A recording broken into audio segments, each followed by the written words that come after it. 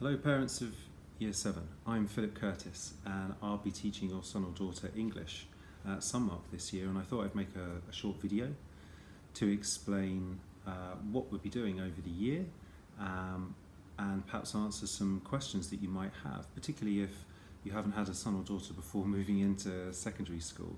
There's certainly lots of questions I think that parents might have.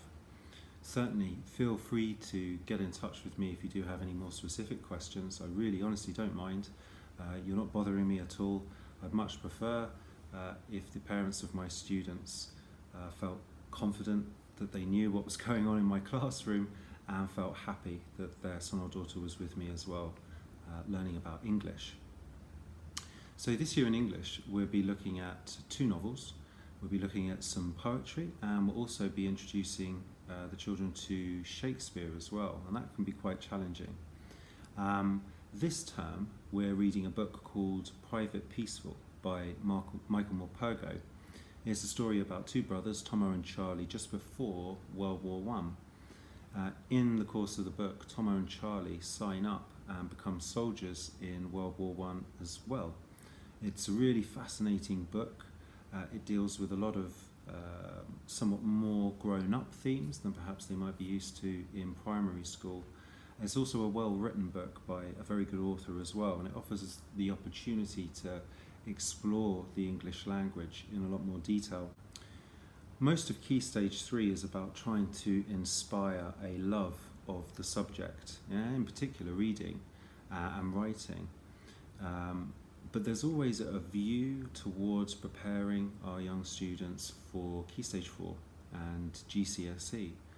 And so most of the terms will be either focusing primarily on reading skills or writing skills. The idea being that both these key skills will prepare them for the sort of things that they need to do at GCSE. At GCSE, if they go on to study literature, it will involve reading books and analysing the language and word choices that a writer makes. And so these are some of the things that we do in Year 7, 8, 9 as well. Also, there are coursework elements where they may have to write an essay about a book or a play that they've read.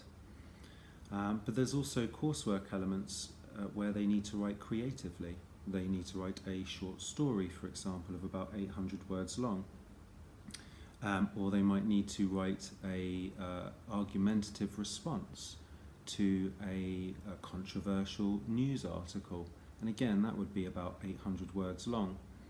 So the idea behind Key Stage 3 is firstly to ensure that the children are enjoying the subject and we as teachers are inspiring some sort of love and engagement with that subject. And secondly, to prepare them for some of the key skills that they're going to need when it comes to GCSE. This term, by focusing on Private Peaceful, we're going to be exploring our creative writing skills, and we're going to be exploring how do we analyse what a writer is doing. We teach our young people to be able to make sensible and clear points about what a writer is doing. And we teach our young people to give clear answers to a specific question. We want them to support those answers by finding specific quotes, phrases, or keywords from a passage or from within the book. And we try to get our young people to be able to explain what sort of technical language device or technical word type the author has used. Maybe it's an adjective, it could be a verb, or it could be a simile or a metaphor. We then also try to get our young people to then analyse in a bit more detail what that quote is saying and how that quote is proving what your young person has written in response to that particular question. And that kind of analysis skill is really important for when we hit GCSE, but certainly at Key Stage 3 it's much more of an introductory phase into these kind of skills, more broadly an introduction into how to write longer analytical essays. A lot of parents ask, what can we do at home to help? And obviously there are somewhat more boring ways to help young people at home. For example, there are books available. I have these for GCSE, and I use these when I cover key literacy skills or grammar skills in a classroom. They help me create somewhat more interesting tasks than just working from a workbook. But some parents may like to go down to a bookstore and hunt something like that down. You'd be looking for something like spelling, punctuation and grammar at Key Stage 3. But really, if you wanted to help students with their specific lessons in English, particularly this term, one way of doing this would be to simply have conversations with them about the book that we're reading. Homework at the moment is, generally speaking, I will ask them to read a chapter of a book. So you may want to ask your son or daughter, well, what happened in that chapter? They'll be able to then summarise what it is that they've read, and that will help them remember it for when they're in the classroom. But if you wanted to help them with something slightly more complicated, like the analysis skills, which would be great preparation for Key Stage 4, you can ask them questions like, well, why? Why has that character done that? Why did that character do that? And try and draw out a longer answer from them. Why did Tomo decide to join the army? Why did his mother not want them to go?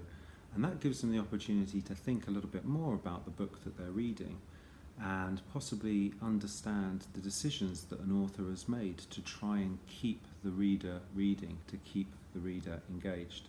Another simple thing that you might like to do is, particularly with helping them with their writing, is help them with some of the basics. In particular, capital letters and full stops. One way that I try and encourage my students to improve the accuracy of their writing is to use a system called CUPS. Each letter stands for something different that I want them to check once they've finished a written piece of work. They write CUPS at the bottom of their work, and the C stands for capitals, so they quickly read through their work, checking for capital letters, making sure they're in the right places at the beginning of sentences, for names, places.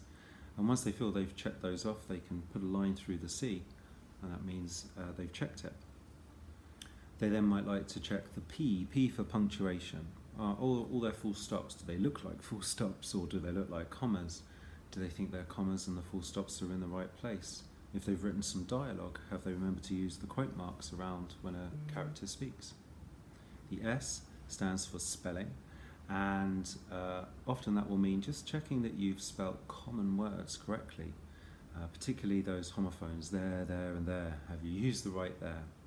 But if they've written a longer word, maybe one that they feel less confident with, and if they've got the time, they might want to use their device and look that word up to make sure that they've spelt it correctly. And the U in CUPS stands for understandable. Is it understandable? Does it make sense if you read it? Sometimes, I know that I'm particularly guilty of this, I will type or write something out and then I'll come back to it a day later and realise it doesn't make any sense at all. And I tell the students that that happens with me, and I encourage them to carefully reread whatever it is that they've written just to make sure it makes sense, and once they've checked that, they can cross that off. In conversations with your son or daughter, they might use a particularly long word. You could challenge them and ask them to spell it for you. You could even get them to test you on certain spellings. It's always fun to watch adults squirm when they've forgotten whether it's shun with a T or shun with an S. So there are some things that you could do to help your son and daughter with their English lessons on a very sort of easy and basic level. Helping young people with creative writing can be a little bit more challenging, particularly if you're not that interested in creative writing yourself as a hobby. But one way that is tried and tested is to encourage young people to read as often as possible. At Sunmark School, every student has access to the library, and they are assessed for their reading level, And with that level, they're able to select a book from the library that matches their level, such that it's not too difficult, but challenging enough to help them reach the next stage in their reading skills. With children reading at home, again, you can ask them about the story and whether they like it and do they think it's well written and so on. But that generally will help improve young people's writing because they get to see quality writing in front of their eyes. It's a teaching method called modelling.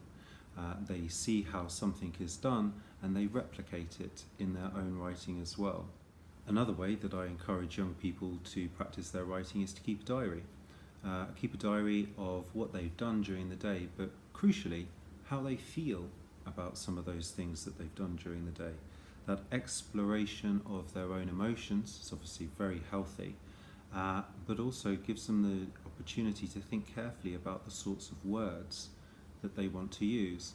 I imagine after a while they would get very bored saying, "I was happy with the day."